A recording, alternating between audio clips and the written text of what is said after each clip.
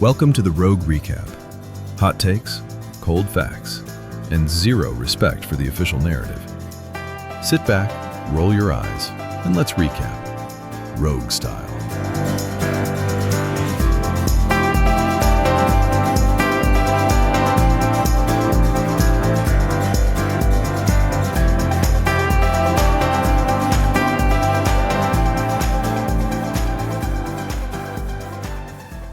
What's up, everybody, and welcome to the Rogue Recap. This is episode 4 of Soundbytes. I'm here with my dear friend and colleague, Eric Eggers. Eric, what's up?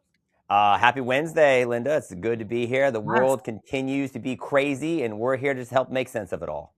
I said yesterday when I was doing my podcast, I said, well, guess what? There's a lot of shit going on today. I know you guys are shocked, sitting in awe that I just said that out loud, because it's ridiculous, right? And yesterday's show that I did was the All the Shit You Forgot show.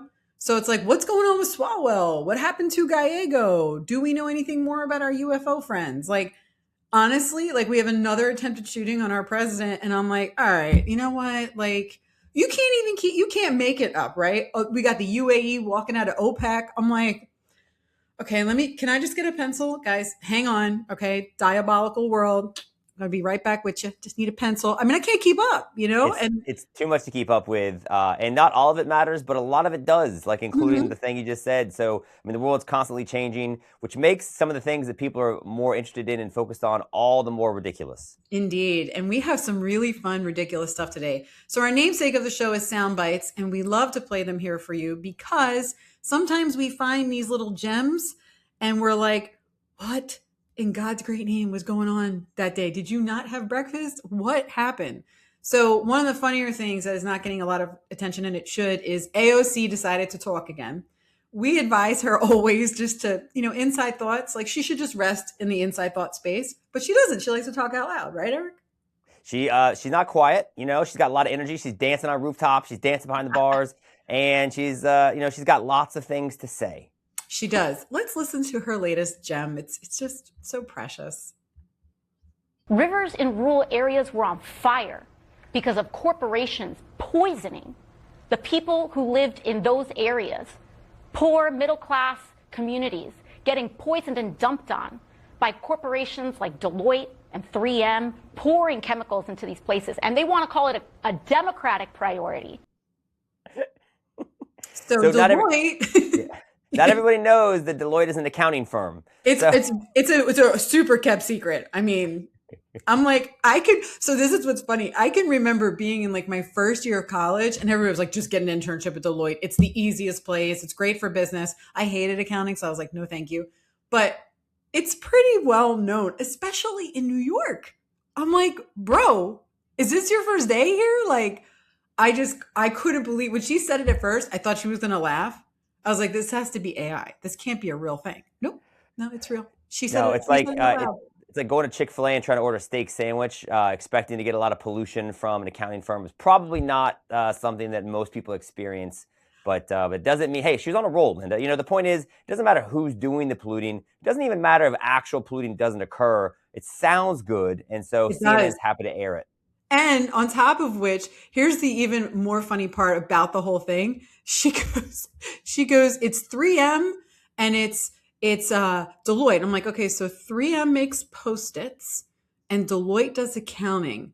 So I don't know, like maybe Petro, maybe Exxon. I can like vibe with you on this potentially. Also, by the way, if that was true, then who are we blaming? Are we blaming like the Trump administration? Or, I mean, the Bidens were like handing out, as they like to say, the green energy, like gold bars off the Titanic. So I'm pretty sure we had among the more lucrative and wasteful investment in green energy, restrictions on lots of different environmental things. So if in fact we do see lakes on fire at every turn, I guess blame your local accountant.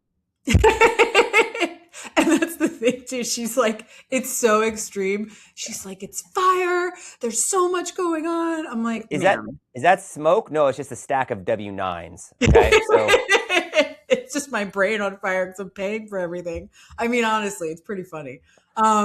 Let's go to other crazy people in Congress. We have Rosa DeLauro. So Rosa DeLauro, you won't know her name, but you will know her hair. She has trademark hair. Her hair has always like some streak of blue or purple. She looks like Tales from the Crypt. I'm sorry. That's not me being mean. That is a reality. If you Google her, you will say, oh, no, Linda was right. Yep. The little No, rock there's a one. really trippy cartoon that came out when I was a little boy. It's called The Last Unicorn. And there's a scene where like it looks like this very powerful bird's in a cage, but if you look closely, it's actually like this harpy that's like a part gypsy. This is exactly what she looks like. I swear. It's like she's got gypsy hair, Linda, and that's all No, there is to it. it's a lot for sure, bro. So this exchange, this is with the administrator of the EPA, which is Lee Zeldin. And if you don't know Lee Zeldin ran for governor in New York. Obviously, it's rigged as shit here, so you can't ever get elected if you're a Republican. He was a congressman. He's incredibly smart. He's an attorney, but he's very, very calm.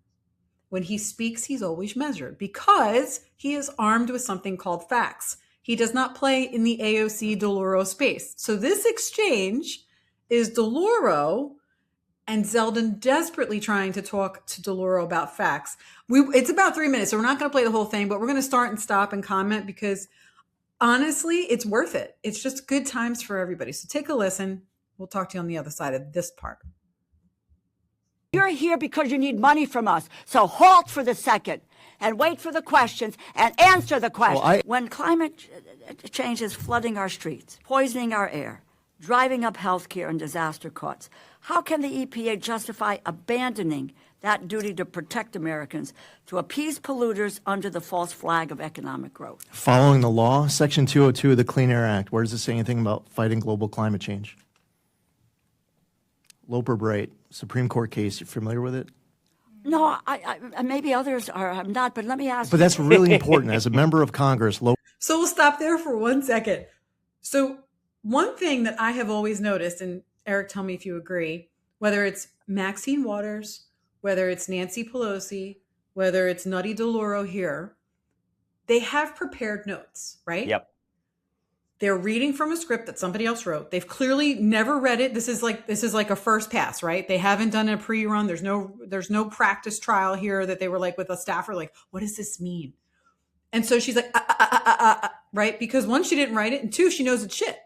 Well, she's obviously got the conversational pattern of an aging woman. So it's got like the humming kind of thing happening. It's like there's the staccato stutter before you like eventually shift it into gear and the transmission starts working. Like that's clearly what's happening here. And I like how in all the notes, she didn't have, the overriding governing document that actually is in charge of this specific part of government. Also, let me tell you, like, what world are she and AOC living in where, like, you walk outside and you've got lakes on fire and the streets are underwater? And, like, it's springtime, guys. It's nice outside. I'm like, you're in DC. You got cherry blossoms. Yeah. Like, what are we missing? I mean, it's really, but the best part is Zeldin's like, so yeah, there's a Supreme Court case that, they oversee our, the law that guides our division. So it's pretty important. I need to invite Lee Zeldin to my house because when my preteen daughter is like running through the list of terribles that are like inflicting her life, and I'm like, will you please just take your medication? Then I need to channel my inner Lee Zeldin. So this is good. You made me a better parent today, Linda. Thank you. All right, we're going to pick DeLauro back up because it gets better. Congress, Loper Bright says that we as an agency don't have the authority to get creative if Section 202 of the Clean Air Act. No, but you don't have, excuse me, you do not have the right to say climate change does not exist, that it's a hoax, and that's where this administration is coming from. I understand you're upset that you don't know what Loper Bright is. Do you know what the major policies doctrine is? I'm upset because you know what the major policies doctrine is? You know what, let me just you're a member of Congress. You should know. Well, you have moved from someone who defended the environment to all of a sudden being very defensive about not knowing the two biggest landmark Supreme Court cases of the last year with regards to your question. You are very defensive about changing your policy and your positions with regard to the environment. Okay. Now, you just tell Do you want me to tell you what the two biggest Supreme Court cases are of the last few years? This is what I want you Michigan to tell versus me. EPA. Whoa. West Virginia versus EPA. You know, you're here because you need money from us. So halt for the second. It's like ridiculous. It's such a smackdown. I don't feel bad for her because she's criminal, but it is embarrassing. He's like, but can we just talk about the governing principles of my administration? She's like, no, absolutely not. He's going to back up. He's like, hey, forget about the cases. How about the Supreme Court? Do you know what that is? There's 9 of them. They have robes. They kind of get together. They talk. They're there for a long time. You could like a lifetime, actually. It's an appointment. You guys vote on it. Just, wow. Anyways, this is DeLauro in her finest. Zeldin, God bless him. He comes out and he really tries to walk her off the ledge. She struggles with it for about another 2 minutes. We're not going to torture you, ladies and gentlemen, because we're nice people. We want you to be, loving the show and listening. We don't want you tuning out because DeLauro's got you driving off the road. God forbid. Well, and remember, we talked about this before, but I do think it's an important point. And I love that you keep finding these clips that kind of reinforce it. She's not interested in actually governing. Like, she's like, think about what she just said. You don't have the right to say climate change is not real. He actually does. He actually does. Yeah. And ironically, they've actually figured out a way legally to sort of remove, I think, one of the doctrines under which they would be compelled to invest in based on that premise. But all that to say, she's not interested in passing policies. They know what the committee votes are. She's just trying to get a clip, as you said, so we can play it on shows like this, but also on the other side, because look at her. She's fighting against that evil Lee Zeldin. Yes. And the one thing she says to Zeldin is, well, I know you changed your positions. He's like, I'm not changing my positions. I'm literally just citing the law. And she goes, well, the administration and Trump, and that's what they want. And he's just like, lady, can you just focus? Can we let's knuckle down here. Let's do it together, And he's like, no. And the hand is up. I hate when people do that. The hand thing. I'm like, yeah. Are you a crossing guard? What's happening? Please stop. Anyways, that shit drives me nuts. I just saw the movie Crazy Stupid Love recently, and like Ryan Gosling in it is like, are you Steve Jobs? Do you have the right to wear those shoes? It's like, do you have the right to wear that hair? Like you're an elected representative of Congress. What are you doing? It's so bad. But you know what? There's a lot of them like that now in Congress. Like I was looking at, let's pivot for 1 second. Yesterday, we had King Charles come, Chucky boy, with his wifey. So these two scumbags decide to come to the United States, like, because the Boston Tea Party wasn't enough, bro. I'm like, yeah, we're not interested. Didn't you get that memo? Bye. So long story short, they come yesterday. They're going to speak to Congress. All of a sudden, the assholes who won't show up to vote for the SAVE Act are in full attendance. And this entire division of people who scream about no kings are like, the king is here. Let's take pictures. I'm like, where's your Soros made sign? Didn't you have that at the ready? I was so blown away by the attendance of the left. Even Ilhan Omar was there. I was like, what is going on?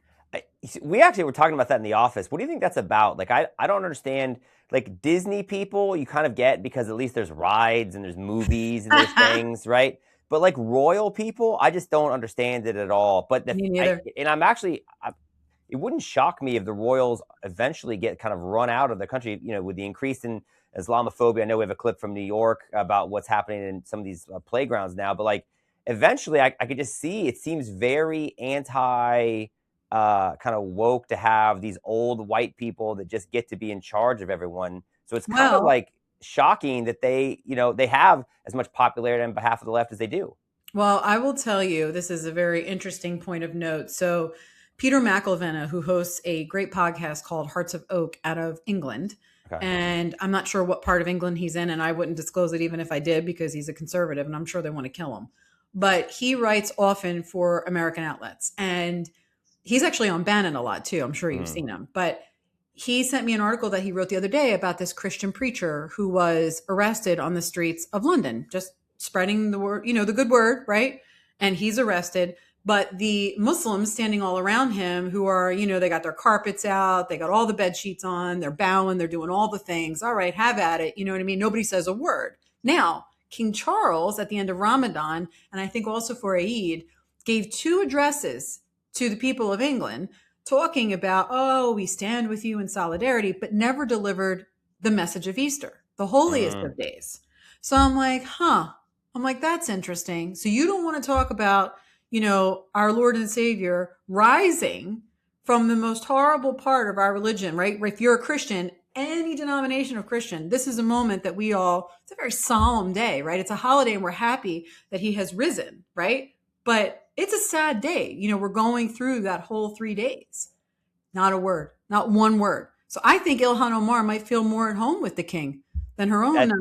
That's an interesting point. Like, is King Charles attempting to pull one of these like Ali G code switch type things? Is he going to say, "Hey, listen, fellow Londoners, the official meal of England is no longer fish and chips; it's now falafel." Thank you. And let me tell you something. That is truer than you know. When I was in London 6 years ago, it's the last time I was there.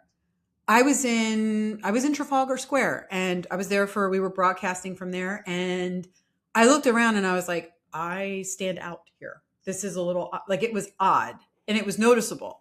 Hadn't been like probably in 5 years, and now I haven't been in 6 years, and I hear it's so much worse. Like, it's god awful. And obviously we talked about the rape inquiry, a few times and what was happening there, but it was Keir Starmer and the king who suppress. No, I know. Which I didn't think that was a real story at the time, and then you kind of find out, no, it is a real story. It is, and that's where that. So actually, this is a perfect kind of pivot to the New York City thing, right? Because you've seen, like, I didn't get into the whole, Mamdani's gonna Islamify New York City, and I don't even know that you want to draw a connection between Mamdani's being the mayor, and now you have people praying, 5 times a day at Times Square. And I think there's even a rationalization, an innocent one, for this clip of like a New York City thing. This is a public school in Brooklyn. But I do think there are some challenging questions to ask afterward. Okay, let's take a look.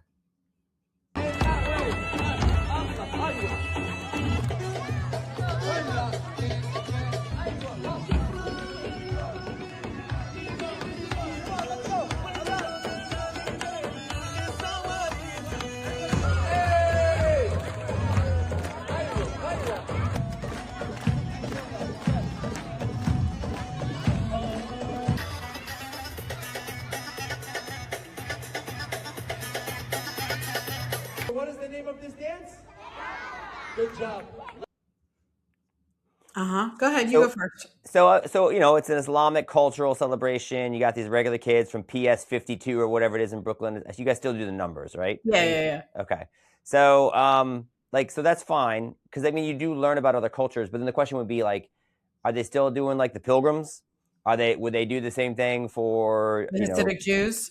No, for real. Like, I think those are real questions that are worth asking. And my daughter's in chorus, and we go to a school that is very diverse, and so we had like a celebration of the diversity, and at the concert where we were in the minority, and they're like, hey, if you're feeling it, stand up and dance, and I kind of wonder if all those white people in this Brooklyn thing are like, all right, I guess we're gonna stand up and dance for this. Yeah, well, you look at them in that video, bro. They are up, they are clapping, they are at it, and I'm like, but are they like really vibing, or is it like the Joe Biden at the concert, kind of staring blank, like, No, I'll tell you what, I could give a shit less about the teachers. I care about the kids, because the kids, first of all, it's not a madrasa, okay? It is a public school.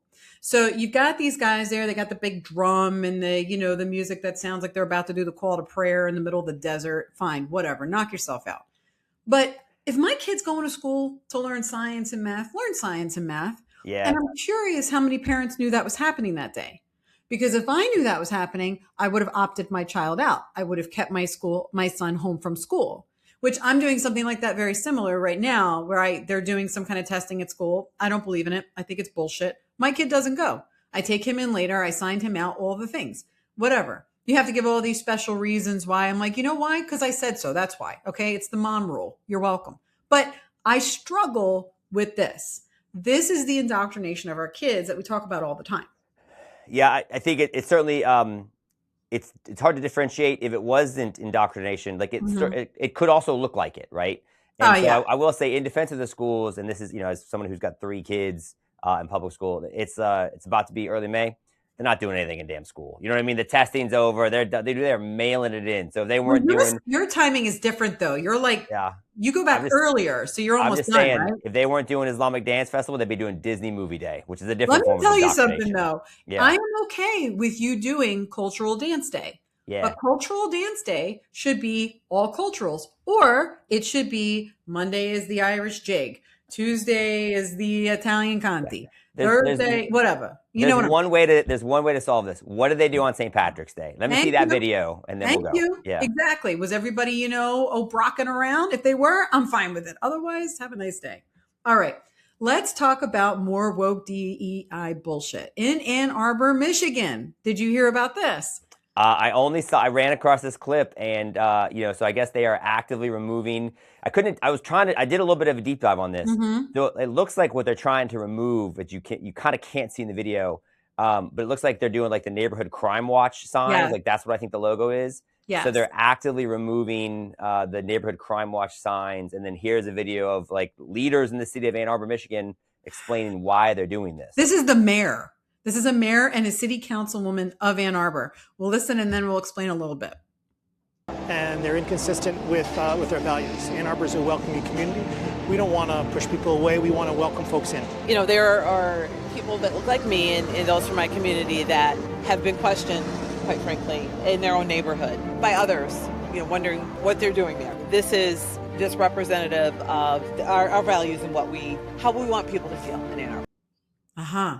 So what they mean is you're not allowed to feel safe because the only people who are threatened by crime watch signs are criminals, bro.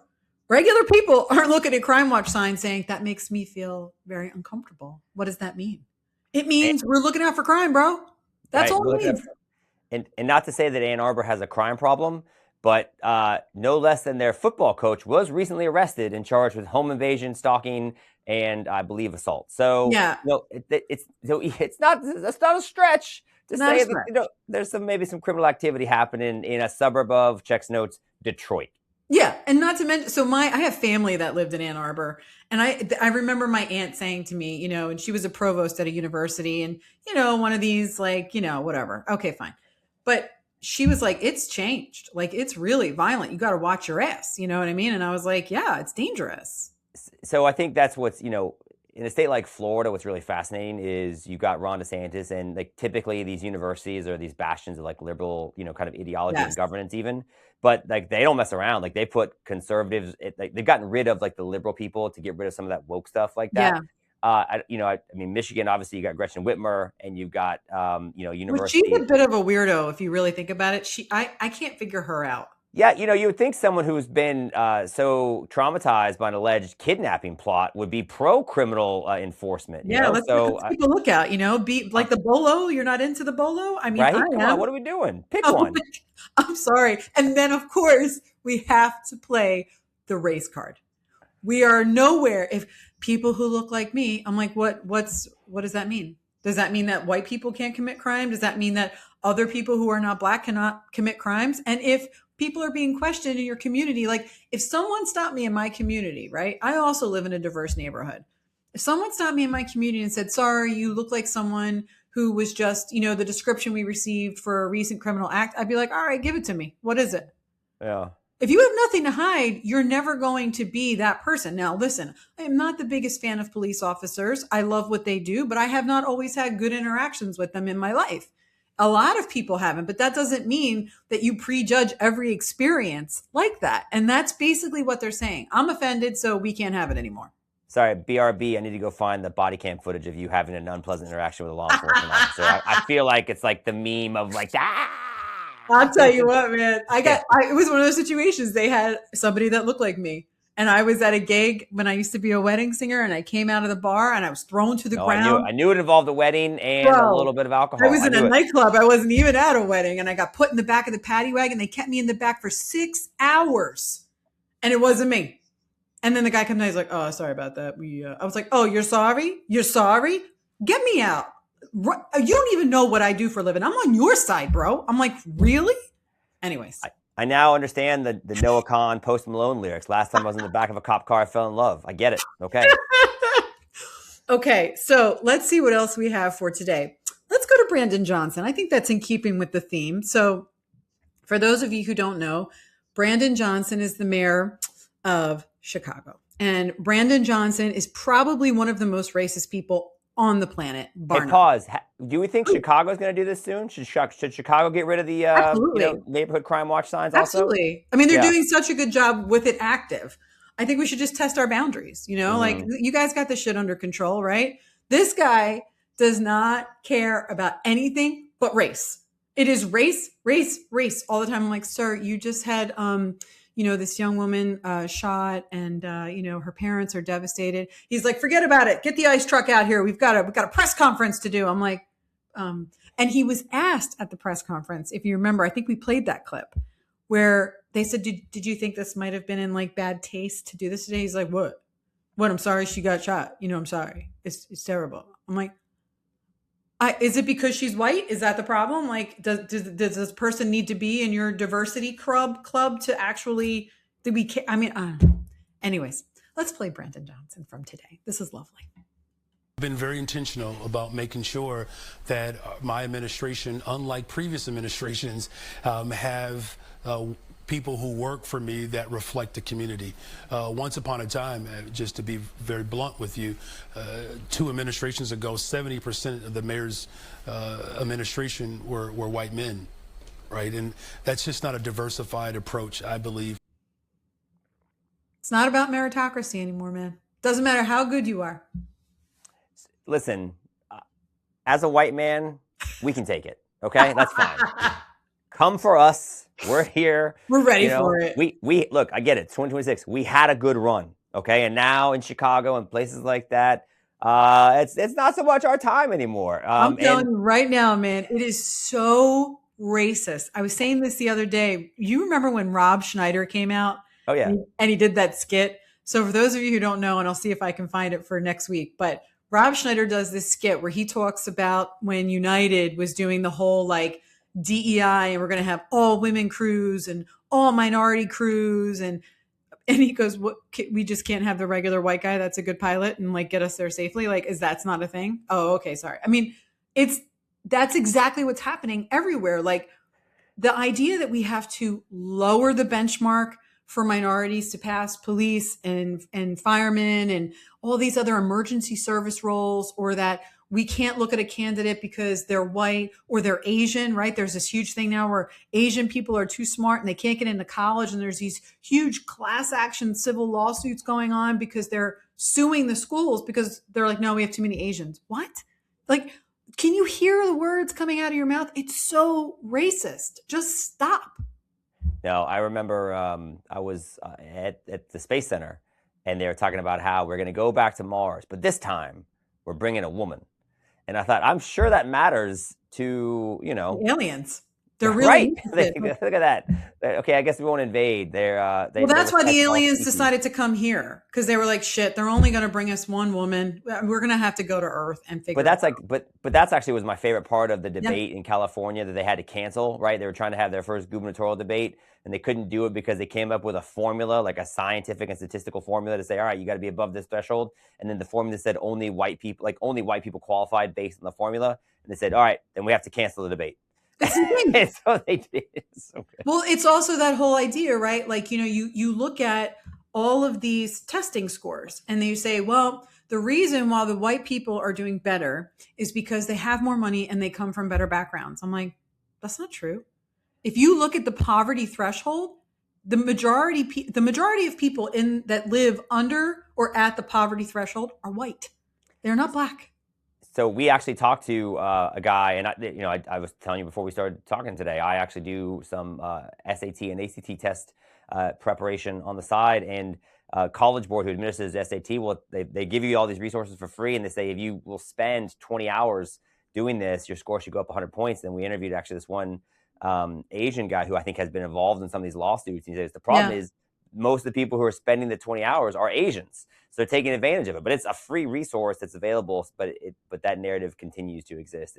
And it has nothing to do with available resources, right? Because if you think about it, the colleges, the scholarships, the programs, free notebooks, free Chromebooks, free everything. If you qualify, and the way that you qualify is typically not being white.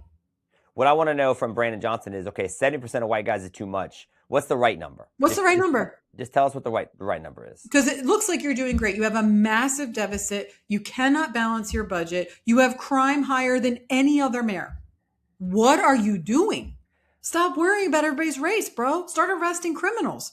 That whole idea of that's another thing we should do a show on, is all of the judges that are complicit in letting everybody out because they were like, well, he's black and I'm black, so there's that. What? What if there's like a 3D chess piece to this, and Brandon Johnson's actually doing Rahm Emanuel a favor? Because I think he's talking about him, right? He's talking about Rahm Emanuel, who would have been the mayor of Chicago. And like Rahm's like, see, white guys, not so bad. Maybe I'm your guy. He's like, miss me yet? All right, let's see. Who else do we have today? Well, I know we have a Ron Johnson cut that we definitely do want to get to. And then I have this other cut of this woman. She's I guess, let me look here. She is a Democrat in Los Angeles, and she's somehow got approached, I guess, by her constituents. And she, I think she's the same woman that was on a panel the other day, and they were complaining to her about something going on. And she rolled her eyes at them in the middle of and they were like, I'm sorry, this is like a town hall for you to talk to us. She's like, it's so annoying. So now she's on the street, she's talking to one of her constituents, and they're like, you're spending billions of dollars on drug addicts. And she's like, yeah. So about that. So, I mean, you can't make it up. You really can't. That's right. You're spending $1 billion giving money to drug addicts who are buying drugs with the money, and you know that. Well, yes.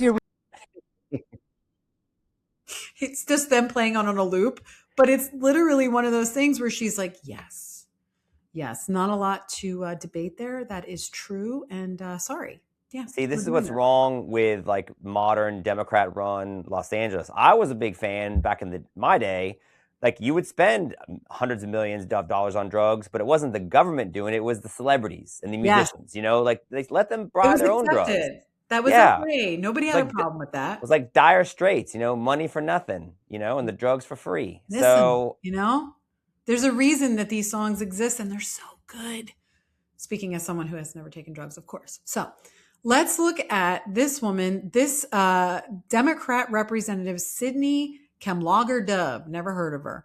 And she is talking about how if we don't pass these bills, the transgender boys are going to die. So before you play this, let me just say this. I saw this clip, and I had also never heard of this person, but I do want to kind of posit a theory. And I think it's true specifically for Democrat politicians, that the more syllables they have in their name, the crazier they are. Like, I'm just saying, let's just try it as a thought process. I'm not saying that, like, think about it. Alexandria Ocasio-Cortez, that's like 10. If you're getting into double-digit syllables, I think there's a chance you're insane. The budget bill will fund the murderous ICE and Border Patrol to the tune of $140 billion without accountability, and the anti-trans bill will continue to demonize the trans community. These bills are not just dangerous, they could kill people. So if we get the criminals with the ICE enforcement agencies, and we let little girls go to the bathroom alone instead of with little boys who are confused because their parents suck, that's going to kill people. Just so you know.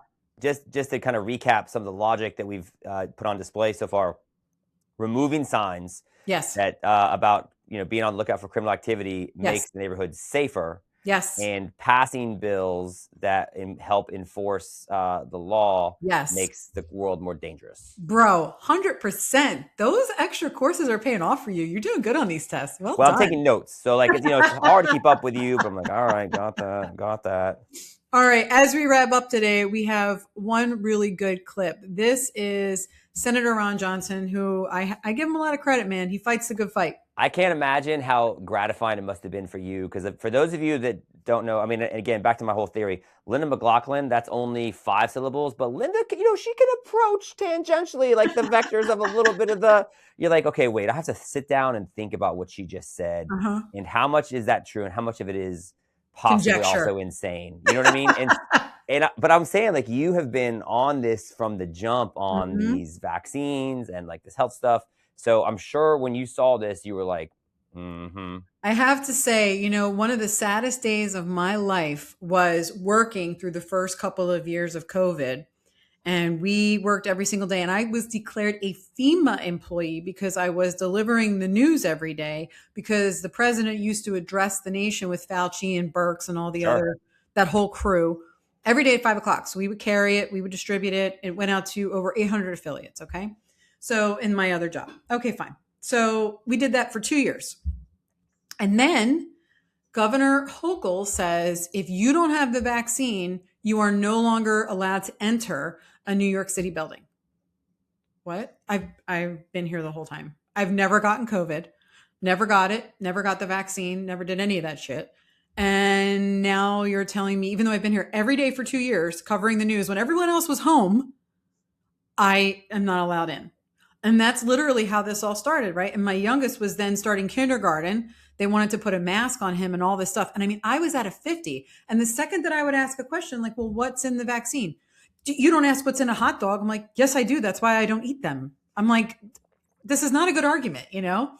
But Ron Johnson, this senator, has been a stalwart. He's been, you know, locked up with those of us who have been against this from the go when they were telling us we were wearing tinfoil hats. And he had a pretty good moment the other day. A memo that is apparently leaked from CBER Director Dr. Prasad in December 2015, where apparently within FDA you're reviewing, I think it was 96 autopsies of child death following the COVID mRNA injection. In that memo, Dr. Prasad writes, "This is a profound revelation. For the first time, the U.S. FDA will acknowledge that COVID-19 vaccines killed American children. Healthy young children who faced tremendously low risk of death were coerced at the behest of the Biden administration via school and work mandates to receive a vaccine that could result in death. In many cases, such mandates were harmful. It is difficult to read cases where kids 7 to 16 may be dead as a result of COVID vaccines. Putting these facts together, it is horrifying to consider the U.S. vaccine regulation, including our actions, may have harmed more children than we saved. This requires humility and introspection. It requires oversight."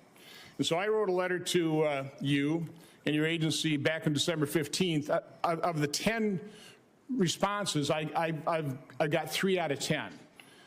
No responses, no response in terms of the documents I requested. So I'm asking you, please, will you commit to responding fully to my December oversight letter? You have my 100% commitment. So RFK obviously getting the shit kicked out of him most of the time because he doesn't want to get in bed with the pharma lobbyists and all the other assholes getting paid for the vaccines, and they hate that. But he does always raise, much like Zeldin, factual support of said argument, which is we never had autism this much. We never had peanut allergies this much. We never had obesity this much. We never had so many of the ailments that the kids have. Look at all of the athletes that died from myocarditis. And we tried to talk, I will never forget this. I tried to cover that story, and I had someone from another administration send me a letter citing that this was completely normal. And I was like, oh my God. I'm like, you really don't care about these kids. Like it's okay if they die because they're not your kids. You don't give a shit. And notice that no one in Congress was mandated to take the vaccine. No one. I know that the purpose of this program is to inform and to occasionally entertain, but it's had the ancillary benefit of shaming me in this case, Linda, because not only do I feel like a terrible parent for not as being engaged on just all the different kind of like nuances of the vaccines and things of that nature, although we did keep our kids away from them. Yeah. So I feel like I got that part right. But what I feel actually like I've profoundly failed my children, I do give them hot dogs, like a lot of them. Like a lot of hot dogs, and I have no idea what are in them, and I haven't really been curious about it. So I just want to publicly apologize to my children. I failed you. It's probably my fault you're having these emotional breakdowns in the morning, and I'm sorry, okay. America. My kids have eaten Cheetos and potato chips and everything else, so I think we're all failing in some small way. But my kids are not getting meningitis shots and Hep B shots and all this other bullshit. You can shove it up your ass. Why don't you shoot it in yourself first, and we'll see how you turn out. Farmers gonna have to make money on somebody else's kids, not Linda's. That's right, baby. I'll tell you what, I'll tackle you in the parking lot. You're not going near my kid. Anyway, this is the Rogue Recap. You have been listening to Eric Eggers. I am Linda McLaughlin. This is episode 4 of Soundbytes. We're having a lot of fun. We hope you are too. Please visit us online at Linda Mick, at Eric_Eggers, and roguerecap.com. Eric, I'll see you next week. Yes, ma'am. It's a date. All right, guys. Have a good night.